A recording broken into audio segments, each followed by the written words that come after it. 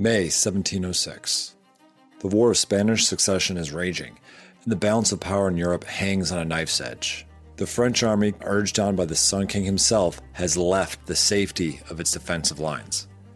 Waiting for him in the cockpit of Europe is John Churchill, the Duke of Marlborough, commanding an allied army of British, Dutch, and Danish troops itching for a decisive engagement.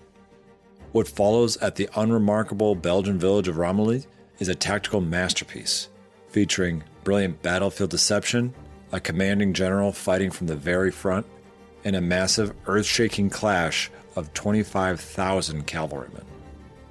Welcome to Prime and Load. My name is Lee Gugino, and as always, I'm joined by Doctors Alex Burns and Andrew Bamford. Today, we're traveling back to the dawn of the 18th century, and we're thrilled to welcome back General Ewan Carmichael to help us break down one of Marlborough's greatest victories. Using the modern military framework of find, fix, strike, and exploit, we'll be examining how Marlborough lured the French into a deadly trap, the brutal fighting in the Ramillies churchyard, and the sheer chaos of an 18th century cavalry charge. Thank you for joining us for Marlborough's masterpiece, the Battle of Ramillies. Ewan, it's great to have you back with us. Last time we talked about the Battle of Minden, and today we're going to be talking about the Battle of Ramillies. And I know last time you had expressed that Minden has a special place for you since you did a lot of work there while in the Army. Does Ramillies have kind of a similar connection? What gets you fired up about this particular battle? Well, thanks. Good evening, Lee and Alex and Andrew. No, it doesn't have a direct personal connection the way that Minden does, but it does feature in my consciousness because it's one of Marlborough's great battles. And certainly in Britain, the War of the Spanish Succession came very early in the century that we're all so keen on. And to a certain extent, it almost came after a period of revolution in military affairs, in the sense that today when we talk about the revolution of military affairs, we think about digitization and all of these advances.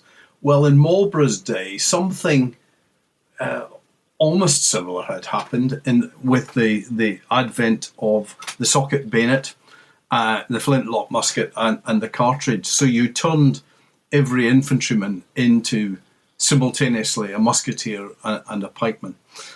So that was quite a significant development in the military. Anyway, it's one of a series of great victories by Marlborough, very attractive to Brits, but also to Northern Europeans. So very happy to get on with the show.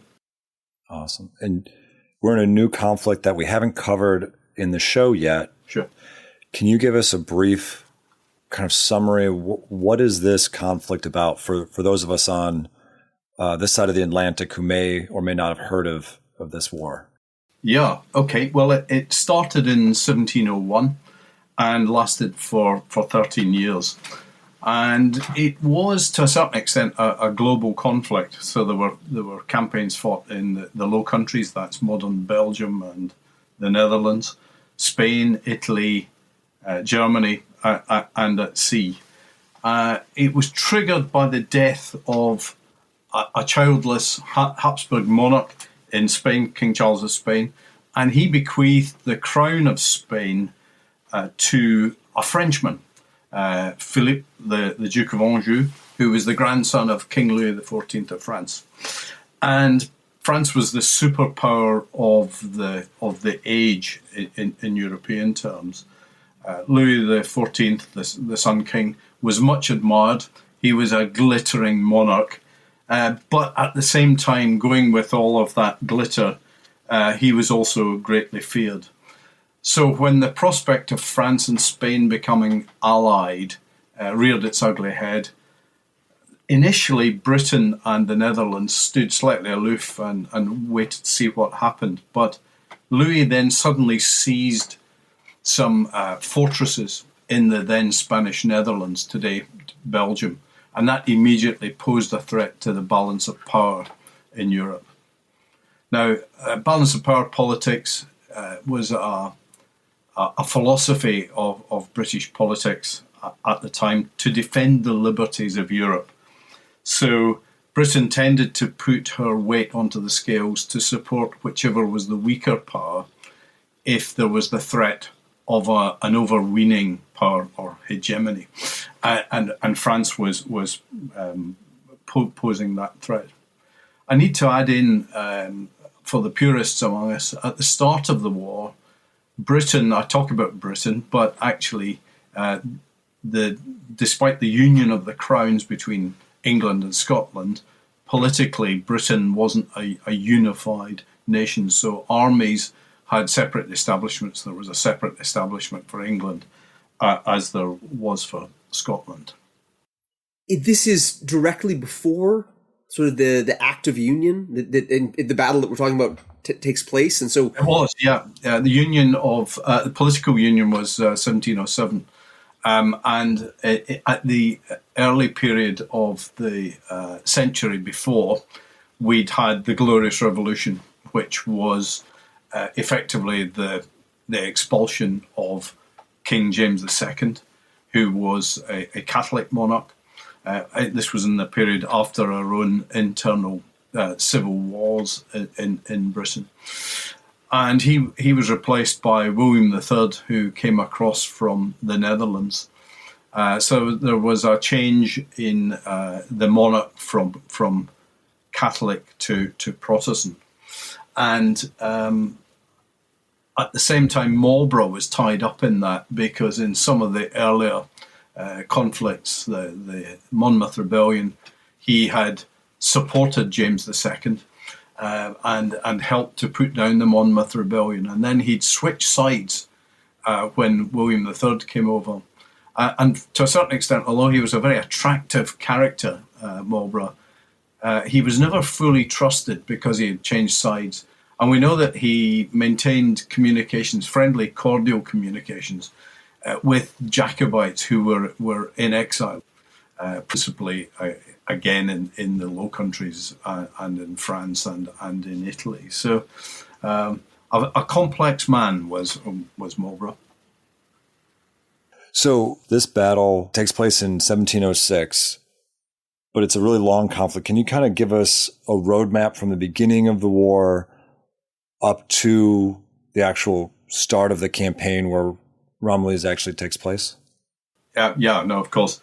I said it. The war started in 1701. In 1702, John Churchill, the then Earl of Marlborough, was sent to Holland as the Captain General of a combined English-Dutch force.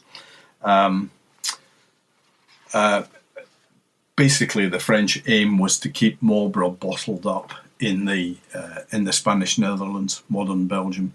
The reason for that is the area is known as the Cockpit of Europe because there were so many battles in it, like fighting cocks, not like a modern aircraft. And the reason for that is because of the geography. Central France is pretty much protected by steep valleys, rivers, and mountains, but there's easy access into France through the northeast, through the Cockpit of Europe. So one of the French aims was to keep the Anglo-Dutch force bottled up in Belgium, so they couldn't get in.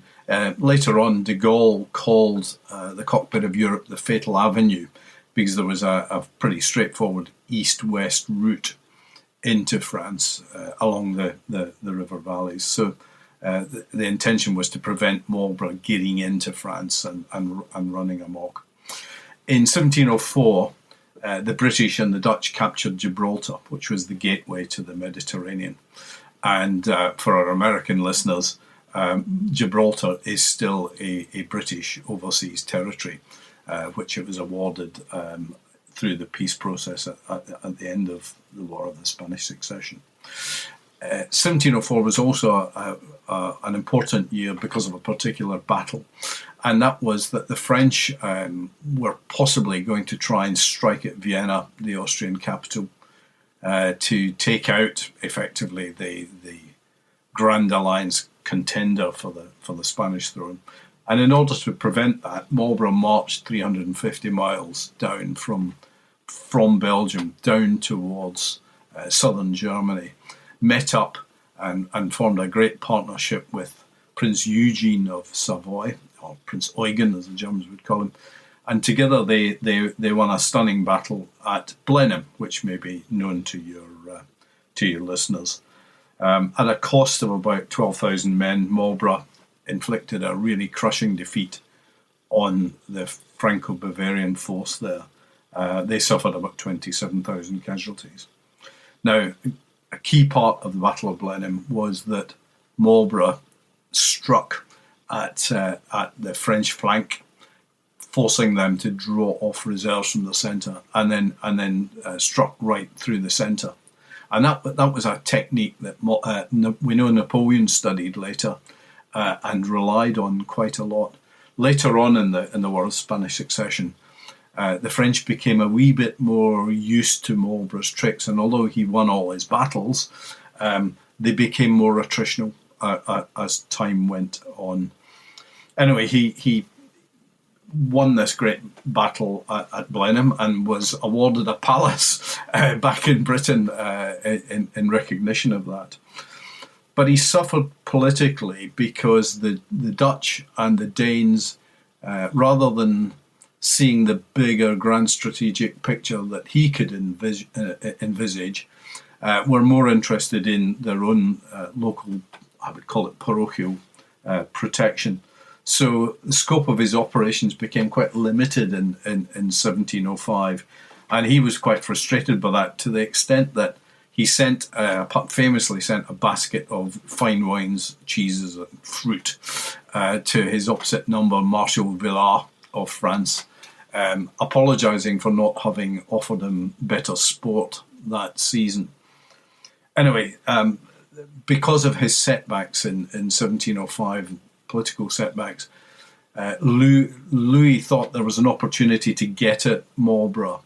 And 1706, the year of Ramillies, became the year in which France decided they were going to take on Marlborough and beat him in the field.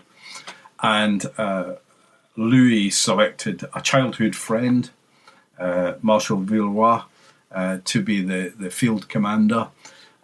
He was a fairly reticent character, a brave man, but not a fantastic commander. He'd lost 2 battles in North Italy earlier on in the war. He'd been captured by Prince Eugene. So a good man, but not terribly gifted. But his ego was propped up by the king constantly egging him on, and by enthusiasm in the court. So he eventually he took to the field in the opening of the campaigning season in the spring, and was persuaded to leave a fairly strong defensive line and advanced southeast to try and seek out Marlborough in the field and take him on. Marlborough, of course, was itching for the fight. So to a certain extent, this became a meeting engagement where they were both feeling their way forwards. Marlborough was intimately familiar with the terrain, and we'll talk about that in a second. But he knew an area that could be quite tempting, a bit like Wellington with Waterloo a century later. He knew this, and he put it in his pocket. And the area round about Ramillies was an area that he thought he might be able to entice Villars to come on to try and defend and fix him. I think Ramillies is a brilliant battle to use a framework, a modern military doctrinal framework of core functions in combat. And the core functions are find, fix, strike, and exploit. And if you're doing these 4 things, you're probably not going to do totally badly as a general. So find, fix, strike, and exploit. And as we go through the battle, we'll use these terms. Other terms that I think I might use, a bit about shaping, sort of shaping the battlefield. Perhaps a bit about decision, which is, has the situation changed? How do I need to do anything about it? So these kind of concepts, quite useful for the listeners, perhaps. That's awesome. And you mentioned going over the terrain. Can you talk about the terrain in that area? What makes it tactically significant or strategically significant for Marlborough? Basically, I'd like you to imagine a roughly linear defensive position, which is the position that the French side will tend to adopt. I'm oversimplifying things when I talk about the French or the British. It just makes it easier for the listener to understand. So imagine the French, a position about 4 miles across, running north-south. So with effectively the battle fought across an east-west axis. Now the landscape in this part of Belgium is unremarkable. It's flattish, gently undulating. What passes for high ground here would not be remarkable anywhere else. But the landscape it's arable. At this time of the year, the crops are fairly low. They haven't developed fully, sort of sugar beet, rye, things like that. But the landscape is punctuated by water features, so sort of little valleys, which, although nowadays tending to be fairly drained by advances in agriculture, in those days, after periods of rain, would tend to get a bit boggy and waterlogged. So there are two rivers that I would like the listener to bear in mind. To the south, bounding the battlefield and containing it, is a fairly significant river called the Mahane, which runs on an east-west axis. We'll pretty much discount that, but it contains the battlefield, so it's north of that. And then running up the front of the French position, so running from south to north, is a stream called the Heat or the Geet, as Brits might call it, running across the front of the French position on higher ground. And the Geet, as I'll refer to it now, is a very narrow little stream. It's only about 6 feet across, but with banks that tended to become boggy and muddy after prolonged rain, which is what pertained at the time of the battle, stretching out to about 50 feet of sort of muddiness. So, was it impenetrable, impassable? No, not really. But there was a misperception that it might be. Now, the French, as I say, were approaching this meeting engagement from the northwest, and Marlborough was approaching from the east. The top half of the French defensive position on slightly higher ground overlooking the Geet stream was punctuated by settlements, villages about 200 strong, with fairly significant farmhouse complexes and churches, a bit like hegemony perhaps at Waterloo, the sort of thing that you could defend. You could barricade, you could put sort of firing steps in and defend significant walls. The French commander, Villeroy, had settled on this north half as these areas that he could defend. And from the north to the south, there are three in particular. A village called Haute-Église, which would be the French extreme left. Then in the middle of three, Offus, which was where he put his own personal headquarters. And then the southern of three is the village of Ramillies itself. And Ramillies had a large church with a wall, with a good perimeter wall, and also a very strong manor house in the village as well. So you've got these three villages at the northern half, or the French left, effectively, on the battlefield. Ramillies becomes a sort of hinge between the top half and the bottom half. So south of Ramillies is a gap of about a mile wide, and that's slightly raised ground. It's a watershed. It was known to the ancient Romans. They put a road in it running east-west. So it was an area where they could keep their feet dry. And it's a bit of a motorway. Potentially quite good for good cavalry country with infantry supports, whereas the French left, the northern part, tending to be good for infantry, but with the potential for cavalry operating in reserve. So you've got this kind of motorway, and that motorway, or the watershed, leads into the rear of the French defensive position. It curls up round the back of the villages that I've just mentioned, and there's nothing really easy to stop a force of cavalry getting up there.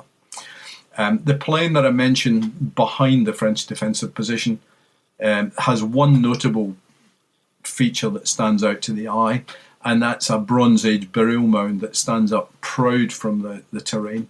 It's known as the Tomb of Hautemont, and because it was the only prominent, obvious feature, both sides attempted to use it as a makeshift rendezvous during the course of the latter part of the battle. To finish off the description of terrain, down to the very south of the watershed were a couple of villages, Tavier and Franconnet, which were then bounded further south by that river Mahenne that I said that blocks off the southern part of the battlefield. To a certain extent, those villages were a bit of an afterthought to the French. They threw a small force in there because they realised they probably had to, but they didn't defend it with particular strength, certainly not initially. So to recap, you've got a northern half, the French left, which is good infantry country, defended villages overlooking the Geet stream.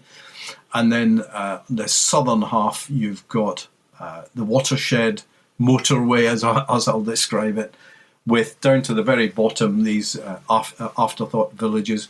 And right in the very centre of the battlefield is the village of Ramillies, which is a hinge between the French left and the French right. What are some of the first stages, if we call stage one of this battle? What are we looking at? Okay, well, in our approach, our framework of thinking, the first function is to find. And Marlborough dispatched his quartermaster general, Cadogan, out on the morning of battle with a force of 600 horse and camp colours in order to stake out a possible sort of encampment somewhere in the vicinity of Ramillies. Marlborough then led the main body of his army out 2 hours later at 3 o'clock in the morning, and they were coming forward effectively from the east, from the region of Maastricht, and out heading towards Ramillies and the Geet stream, area of slightly high ground to the east of the stream. And Cadogan riding forward in the dark, but also slightly foggy. The fog cleared by about 10:30 in the morning, but during the dark of the night, in the gloom, he and his party encountered riders out to their front, and because they could only be the enemy, shots were exchanged, and these mysterious figures melted off westwards. Cadogan, being a good reconnaissance officer, immediately sent word back to Marlborough, who effectively energised the army, encouraged the rear elements to catch up, and there was a bit of a delay. There were Danish cavalry contingent, which was slightly detached from the army, and he issued instructions for them to come forward and catch up with the rest of the army. And then he spurred forward with some of his aides so that he could get eyes on and see what was happening. At the same time, the French were coming down towards this high ground to the west of the Geet, and Villeroy was putting his troops into the defensive position, infantry up on the left side, cavalry heavy down towards the south.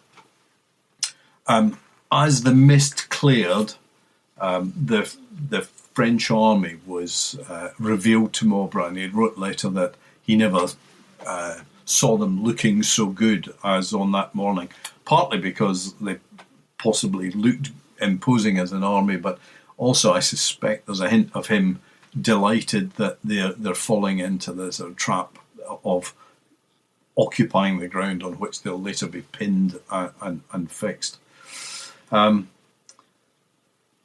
Marlborough, if you understand anything about hunting with hounds, Marlborough was probably a bit like a kennel huntsman, sort of meeting units coming forward across the plain and sort of shepherding them into where he wanted them to go. So from the right, as you were looking at it from an Allied position, there was some British and some Danish cavalry up on the extreme right, facing Outre-Église. British infantry heavy up on the Allied right, directly opposing Outre-Église under the Earl of Orkney.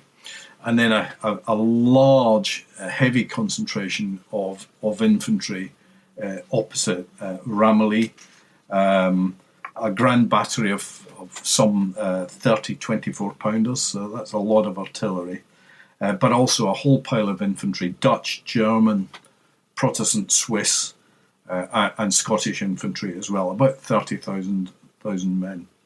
And then on the left, on the broad plain, the watershed, under Overkirk, the Dutchman, a lot of Dutch cavalry, some 69 squadrons of horse, supported by 4 Dutch foot battalions, which would be later used against these afterthought villages down on the very southern part of the battlefield. The French going in, mainly Bavarian and Belgian, French-speaking Belgians or Walloons on the left flank in the villages, and then a whole mixture of cavalry down to the south of Ramillies, dragoons providing supports to the cavalry, and the French household cavalry between the first and second lines of horse, in a sort of checkerboard pattern that would allow them to operate as a little flanking movements at a tactical level. Within the 2 afterthought villages, a Swiss battalion in a village called Tavier, with about 4 squadrons of dragoons thrown out as a screen slightly east, but not expected, I think, to make any particular strong defensive effort in the defence of those villages. The dragoons were there more as a sort of screen and sort of tripwire. The villages up to the north being loopholed, barricades being put up down alleyways and so on, so the villages being prepared for defence. So finally, Marlborough he's found the army he's looking for. He's found the French. What are his follow-on actions?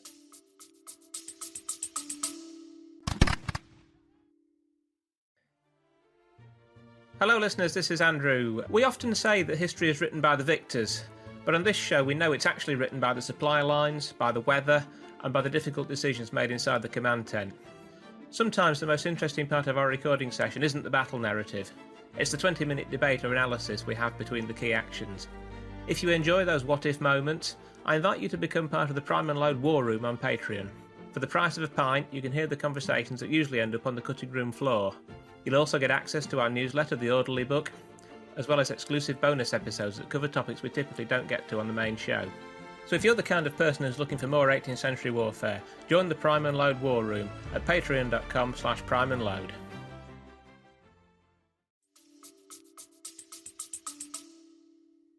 His first action is to fix the enemy, and he does that principally on his right. But before we touch on that, it's worthwhile just thinking about an overview of both sides. The French position is a bit like the wooden part of a bow, so it curves forwards on the right and the left and stretches over about 4 miles. Marlborough's positions are a bit like the bowstring, so the shorter route between the two, stretching for about just under 3.5 miles.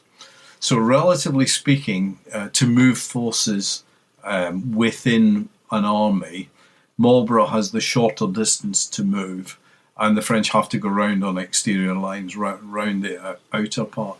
And that might later provide a bit of an advantage to Marlborough. Under a more aggressive enemy commander, this idea of these horns outflanking you and enveloping you could potentially be dangerous. But Marlborough knows Villeroy, and he knows that he's likely to sit tight on what he thinks is a good position. And I don't think he feels necessarily concerned about that. So he has the advantage of a concentrated force on a sort of shorter front than the French do. And if you think about Leuthen in the 7 Years' War, the Austrians had overextended themselves so that when Frederick was able to outflank them, he was able to roll them up from the flank, and it's a wee bit similar here. Anyway, moving on, the fixing action was initially on the right flank. Earl of Orkney, his infantry force, mainly British, advanced down the gentle slope towards the Geet River and opened the attack at about 2:30 after half an hour of mutual artillery bombardment.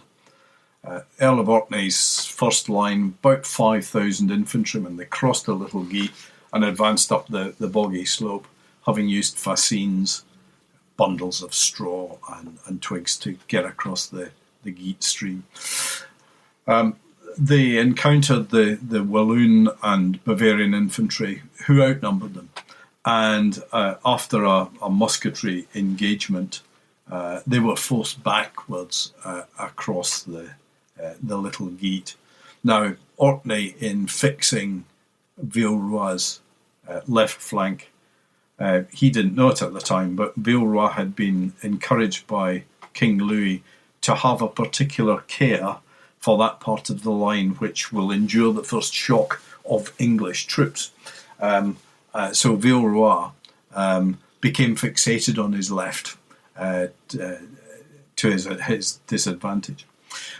Orkney, having brought his first line down to attack across the Geet, his second line under General Inglesby stayed firm on the slightly raised ground to the east side of the Geet, providing a visual spectacle to the French across there, and that all added up towards the fixing function. Now, despite having been driven back across the Geet, Orkney believed that he could still carry the French positions on the French left, and he was about to recross and go again, as it were. But we need to switch our attention now to the other side of the battlefield, down to Tavier, where Marlborough starts to shape the battlefield through a form of striking. And Marlborough and Overkirk had agreed that the watershed, ideal cavalry country, but there was a risk of being enfiladed from the villages to the south. They could be caught in a crossfire between Tavier and Ramillies. So it was necessary to shape the battlefield, and to do that, Overkirk dispatched 4 regiments of Dutch infantry, I believe they were guards, supported by a couple of 6-pounder guns, to drive in the enemy that were down there. And they drove in the 4 squadrons of French dragoons who ran back into Tavier, and then the Dutch infantry proceeded to attack, I think, about 2,700 men against this Swiss regiment, and after about a quarter of an hour they drove them backwards out of Tavier. Now, the French local cavalry commander, Giscard, saw that was happening and decided to reinforce Tavier, and he sent various regiments of foot and also dragoons down, about 4,000 in total ultimately, when the sums are done, to reinforce Tavier. The problem was, rather than sending them en masse in a one-er, he sent them down in penny packets, and they simply got gobbled up by the Dutch, who were now in the village of Tavier, to the extent that 2 French battalion commanders were killed and 2 brigade commanders were captured. So in the space of an hour, the Dutch had done extremely well. They'd started to attrit the French right. And the situation got better for the Allies because by this stage, the Danish cavalry force, which was catching up with Marlborough's army, had now arrived. And Overkirk used that separate body, the Danish cavalry, to further reinforce his extreme left, going into Tavier. So the Allies not only had the village from which they could use as a launch pad, but they also had a significant cavalry force down there as well, which could ambush any French charges there. We're talking about 4,000 Danes down there, 21 squadrons. So quite a useful development in the battle. The battle now switches back up onto the Allied right, the French left, where we carry on with the fixing motion. Yeah, I guess could I ask like a qualitative question, Ewan? In a lot of the battles that I associate with this period in the Spanish succession, they come down to really sort of knock down, drag out fights over control of villages. And from what you've said, it doesn't seem like the French are really trying very hard to sort of swing back and forth and keep control of these villages. Is that accurate, or they just is the commander kind of on the right flank on the spot, not sending mini forces to go do this? Yeah, that's a good question. I would say yes and no to your point, Alex. The battles up to the north were hard fought, and as we'll see at Ramillies itself, there's life or death fighting in the churchyard and then in a manor farm. I think the point was that Villeroy had overextended his line, and as I described Tavier and Franconnais as afterthoughts, they sort of made a token gesture, and I think then Villeroy he positioned himself up in Offus, that centre of the three villages up to the north, and he was looking to his left the most of the time.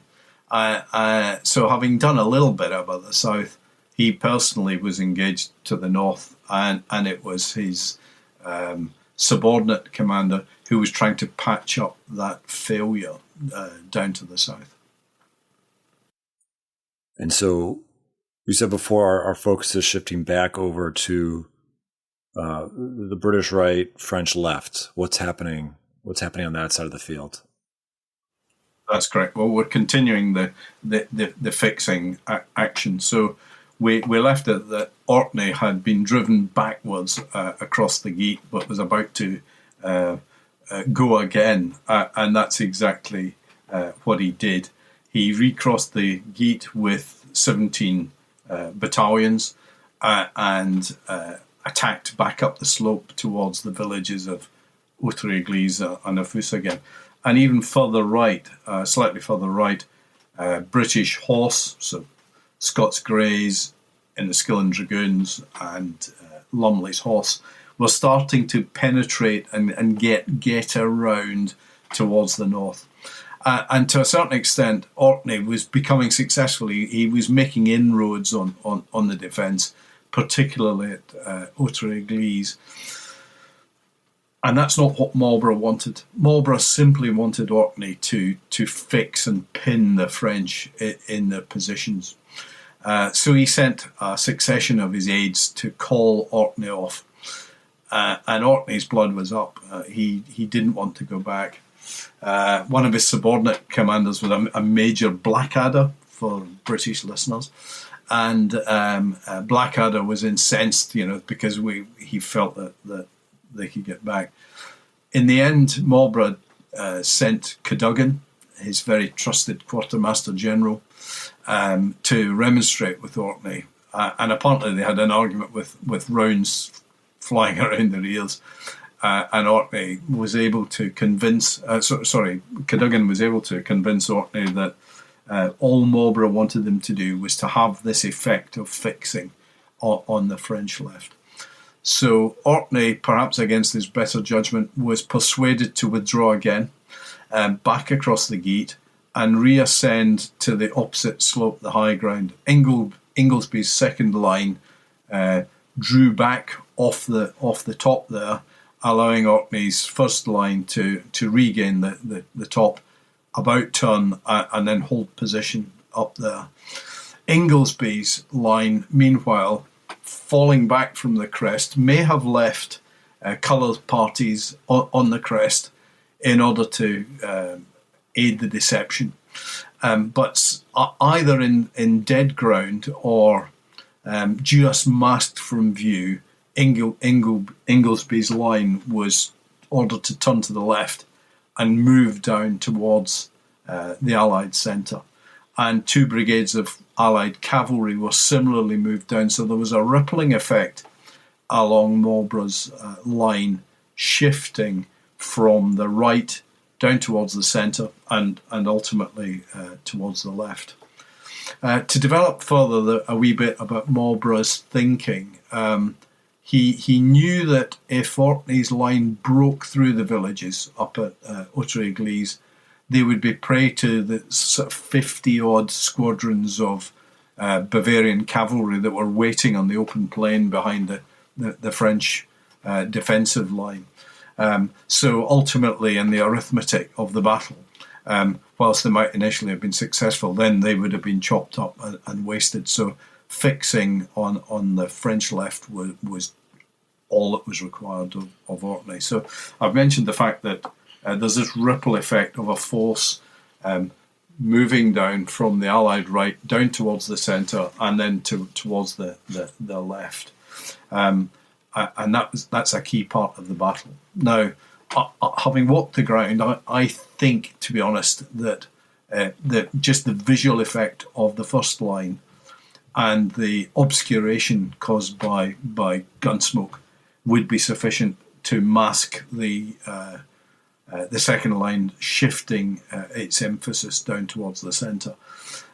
David Chandler thought that there was a fold in the ground that allowed troops to be moved.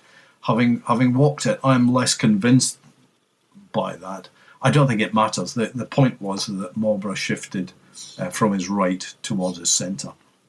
So we now turn to the village of Ramillies, which I said is the hinge between the French left and right. And that French sector was commanded by the attractively named Count of D'Artagnan, which will amuse readers. We've got a black hat on a D'Artagnan. It's fantastic. Anyway, Marlborough's fixing the French left, and he's now starting to strike at the centre.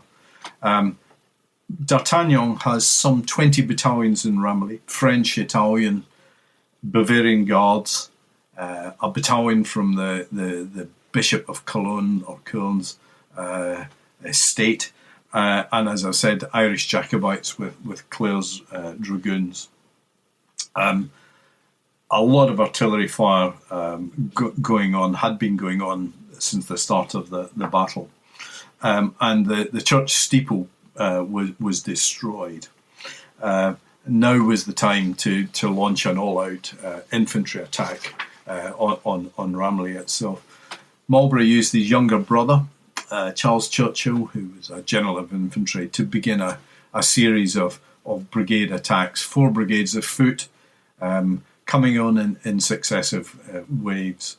So 12 battalions of Dutch infantry, 2 brigades of Saxons, and a Scottish brigade in Dutch service led by the 2nd Duke of Argyll, and a small brigade of Protestant Swiss. So a great polyglot mixture there. Basically, seeing Marlborough personally involved again, seeing that the initial Dutch infantry was faltering. Some of the Inglesby's second line was thrown in as well, just to add combat power to the mixture. And at the same time, 2 brigades of horse were brought down and round to sort of further envelop Ramillies. And attacks initially from the north and the east, but Dutch guards successfully working in a little geographical curiosity just to the south of Ramillies, known to the locals as the Fox's Hole or the Trou au Renard. They actually managed to get into that and sort of work in towards the south and the rear of Ramillies. Basically, Allied brigades and battalions being used up in the attack, probably losing some of their cohesion, and eventually one of the echelons of the Allied attack, commanded by the Duke of Argyll, these Scots in exiled service, attacked, and one of the battalion commanders recognised that the only way into the churchyard was through the gate, and his grenadiers attacked it with axes. One of his ensigns was shot through the mouth. Ensign Gardner, carrying the battalion colour, got into the churchyard. He, being shot, was dragged back out and propped up against the wall to die in peace. In truth, he actually survived and died later at Prestonpans during the Jacobite rebellions. Anyway, the colour fought over several times. Borthwick, the battalion commander, was killed, and Clare's dragoons, the Irish Jacobites, launched in from a flank to attack. Must have been very confusing. Both sides, red coats, yellow facings, all the kind of haze and confusion of identity there. Clare himself was mortally wounded, and that broke the will of his dragoons, the Jacobites, and to a certain extent then the defence started to fail round about the churchyard. So the French side conducting a fighting withdrawal back towards a manor house, which is still there and you can visit, and the defence carried on, but at a lower level. Okay, so our attention now starts to shift to south of the Ramillies Hinge onto the watershed, where the Roman road was what I describe as a motorway a mile across. Overkirk, the Allied cavalry commander there, Dutchman, had 12,000 cavalry formed up in several lines of horse. Unlike the French, who had a checkerboard pattern, Overkirk had arranged his cavalry en muraille as a wall, so a big solid mass of cavalry. Overkirk was a prudent commander. He knew Marlborough extremely well, and he'd advanced his horse sufficiently to force the French to stay in position, French horse opposing him. He was close enough that if they turned and fled, he would be able to get in amongst them and do great damage. So he pinned them there initially until launched. As the Battle of Ramillies progressed and the Allies started breaking into the churchyard and it became much more visible, it was now time for the striking action by Overkirk. So 48 Dutch squadrons advanced towards the enemy, and at the same time the French realised that if they were not to be pushed over, they would have to come forward as well. It probably took about 3 minutes to close the range between them. Between the both sides, 25,000 horse. So at that point, the biggest cavalry engagement in Europe at that sort of period.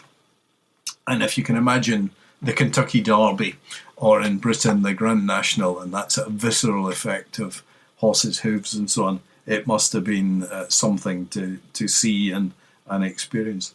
The initial clash favoured the Dutch and German squadrons from the Allied side.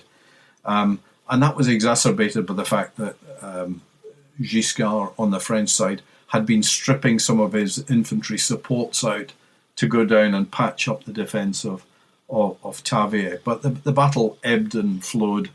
And then the French committed the household cavalry, the Maison de Roi, which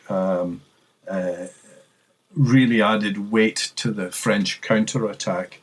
And Overkirk's right, just south of Ramillies, was pushed back, at which point Marlborough personally got involved. The second line of allies came forward, and charges going backwards and forwards.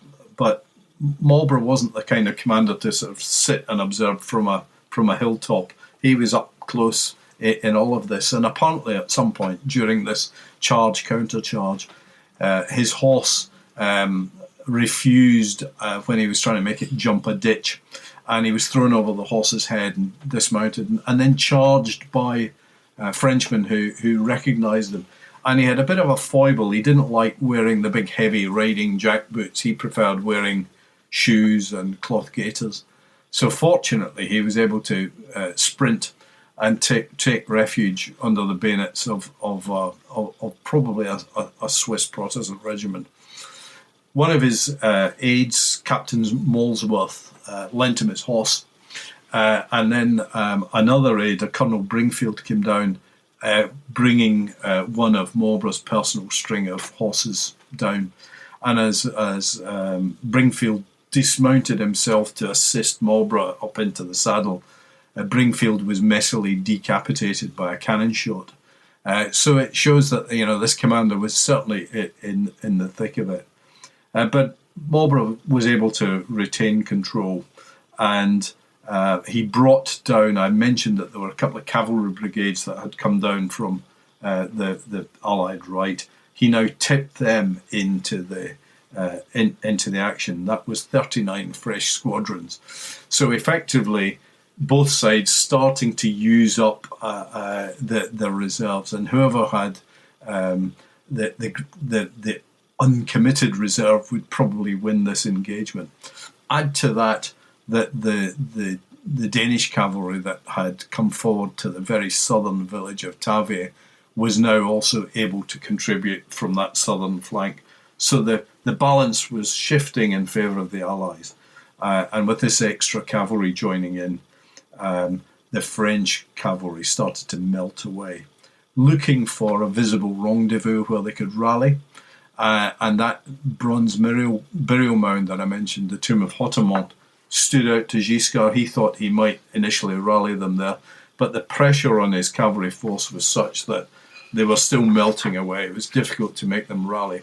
So they tried instead to come back in towards the French defensive line.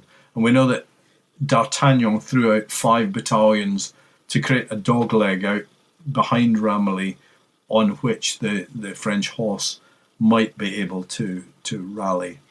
However, the flood of military refugees was overwhelming, and that baseline that they were attempting to create, again, overwhelmed. Accounts describe every time we tried to stop, we were flooded by. So the battle in Ramillies, collapsing down, the fortified manor house was used by an Italian called Maffei, who was one of the subordinate commanders under D'Artagnan, and he rode out towards some grey-coated cavalry that he hoped were French, but he started speaking to them in his own language and was answered in Dutch. So these were Dutch cavalry. Again, yet another example of the confusion of coat colours and so on. Allied stranglehold operating now across the line. Marlborough's forces attacking up towards Villeroy's headquarters in Afus.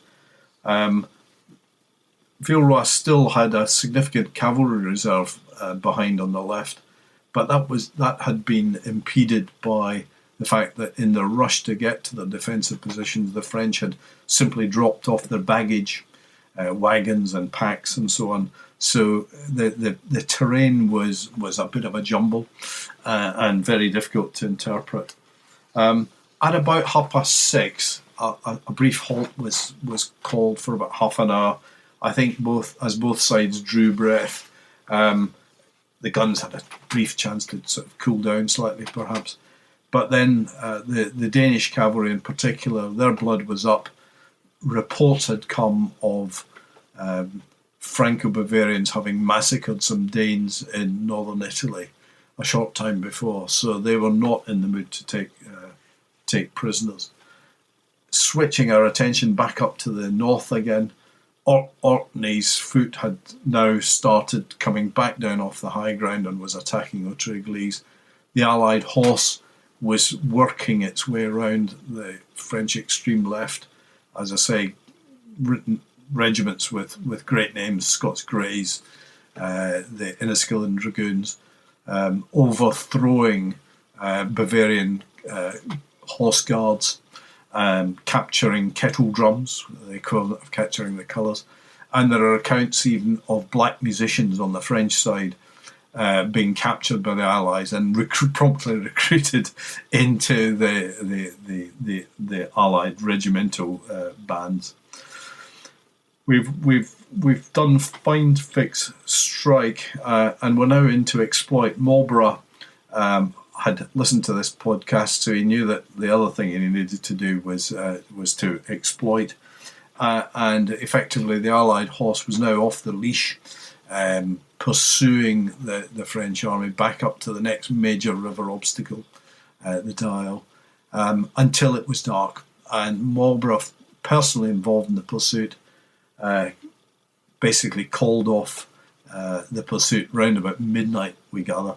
And he just put his cloak on the ground under a tree and went to sleep. He'd been up all day, and he was probably exhausted.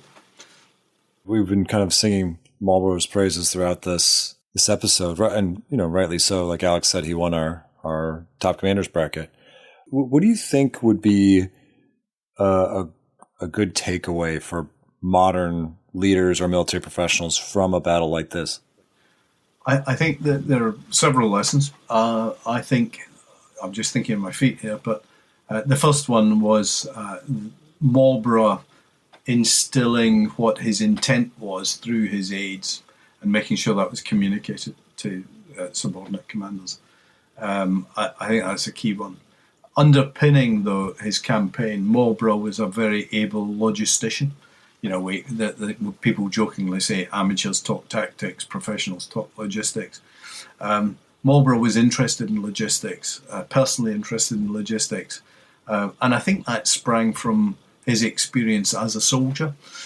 So things like ensuring that bakeries and rations were available, that there was enough footwear for every soldier, including spare shoe soles. And Marlborough apparently designed a light administrative wagon, a sort of 2-horse single axle light wagon, sort of very narrow axle, so it could squeeze through gaps. He also formed a good relationship with his financial advisor, financial agent, Henry Davenant. And I think that lifted Marlborough just being from a general into a comprehensive strategic mind. So he had this sort of full encompassing overview of what he was trying to achieve. I think going out to curry favour with the troops is maybe not necessarily attractive, but I think he naturally had the respect and affection of the force. As I said, he was known as Corporal John, and this was a man who, bear in mind, and I hope the audience will sympathise with this, you like him as soon as he says that no man can fight without enough beef and beer, which makes him pretty good, unless you're a veggie, of course.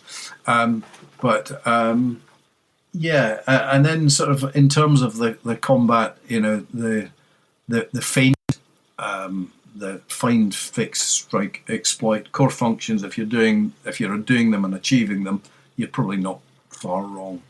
And this was in the days before Clausewitz, who I like, who actually codified much more. But yeah, I think those would be my takeaways. your last point there, we talked. You framed this wonderfully in a find, fix, and strike exploit model, and that is there's some modern terms in that what we call tactical tasks today. Is Marlborough speaking about his planning in that, maybe not in the exact words, but is he talking about it in those kind of systematic ways? Or I think the vocabulary has been carefully thought through and distilled down, and sort of German military command style is very clear and succinct. I doubt very much if Marlborough would express himself in those terms, but if you listen to a German orders group, it's very interesting the way that they sort of go about their business. They'll sort of say left flank, that, right flank, that, function, here, and it's a bit Achtungy, and I think the find, fix, strike, exploit is a kind of natural evolution of that style. So Marlborough probably not is my guess, but in truth I don't know. Yeah, I not that you never see them specifically talk about things like strategy. I mean that's a word from the ancient Greek, right? That's there, but they think about, at least in the English language, they think about it in terms of the campaign and the battle. And the War of Posts, and so there are things that we would say this is an operational level concern. They would say, this is part of managing a campaign. When they're interested in things like we would say, this is and we're now at the tactical level of war. They would call that the battle, obviously. So they're slightly different words for it, but I mean you could very easily argue they're kind of talking about the same thing. Yeah, I mean, we've got all the modern constructs because, in a sense, people, Clausewitz, as you mentioned, and other sort of, distilled the collective wisdom and experience of the great generals who've gone before, including Marlborough. I mean, the one thing it does strike me with Marlborough that's fairly modern, and I know Stuart Stansfield has written about this with a book that won the Templar Medal a few years ago, and I'm ashamed to say I read it at the time and I haven't read it since, so there's a little bit rusty, but it seems to me Marlborough with Cadogan as Quartermaster General, and you've talked about him, and you've talked about the Ides getting the messages about the battlefield. It's a far more modern staff, and closer to a modern staff certainly than was the norm, I think, certainly for that time, and even for later in the century, and there's perhaps a little bit more the beginnings of commonality with the modern staff system that and the logistical tie-ins, of course, which again you just mentioned, which clearly are an important part of that. It's starting to evolve, and we talk about the Marlborough-Eugene command partnership, but I mean I think the Marlborough-Cadogan staff partnership is the other key relationship that probably makes him the successful commander that he is. Yeah, I think this is the reason I ask. I do really enjoy when people explain these battles like you've done in more modern context, using some of those modern words. And maybe this is just me, but I think it helps contextualize these older engagements and show their relevancy to a modern audience, which I think I've made pretty clear in the show that is one of my obsessions. But this has been fantastic. We've really, really enjoyed it. Is there any last little pieces you want to make sure that people understand about this battle or the impacts of this battle? A couple of things, if I may. Yeah, the first one is that we have this impression of 18th century warfare as being robotic, these very carefully dressed lines, and highly drilled troops, and a very stilted and formal. I think the reverse is true, as Alex has drawn out in his excellent book about infantry combat later on in the century. It's full of sound and fury. the panoply of human emotions, human failings, and people's blood being up and so on. It was dynamic, and this idea of a sweeping movement when Marlborough's striking round to the south. It's very manoeuvrist, and the cavalry facilitates the manoeuvre. Other things I would say is if anybody ever wants to visit the battlefield of Ramillies, it's not like Waterloo. There isn't a huge big visitor centre with cafeterias and brilliant shop. It's relatively unsullied by modern life. And in fact, actually, as a place to visit, if you've got a party of elderly folk, it would be nice to have a public loo, and there doesn't seem to be one. And there's a distinct lack of cafes and things like that. But they're not too far away, if you travel 10 minutes further on. But it's worthwhile visiting, because if you go early in the year, the crops aren't high. You can still see the layout, and you can get it, and you see the gate. You see, although it's much reduced, you see the high ground or higher ground. You see Ramillies, the defensive positions, and then you see the watershed, and it all comes to life. So it's well worth visiting, but it's not a huge, great Disney-esque visitor experience. And then the last thing I'd say is that we've described Marlborough as a very attractive character. If he's a character that listeners want to read a little bit about, there's some excellent books. Authors I would encourage you to read. David Chandler has written about Marlborough. Richard Holmes, another much-loved character this side of the Atlantic. And then if you want to read more about the War of the Spanish Succession in general, there's a chap called James Faulkner, who's written a lot about the war, but also about Marlborough and about the campaigns and the battlefields. One book that springs to mind is Great and Glorious Days, which I think is a study of the battlefields. But so there's quite a lot out there. Pen and Sword books do a battlefield guide. There's an Osprey book on it. So that Hellion, of course. There's plenty of stuff on Marlborough. So I think that would be my final takeaway. That's it for this episode of Prime and Load. We hope you enjoyed it as much as we did. Don't forget to sign up for our free newsletter with a link in the description. It's the best way to stay up to date on the show, see what's coming up next, and ask us questions. You can also follow us on Facebook, Instagram, and Twitter, formerly known as X.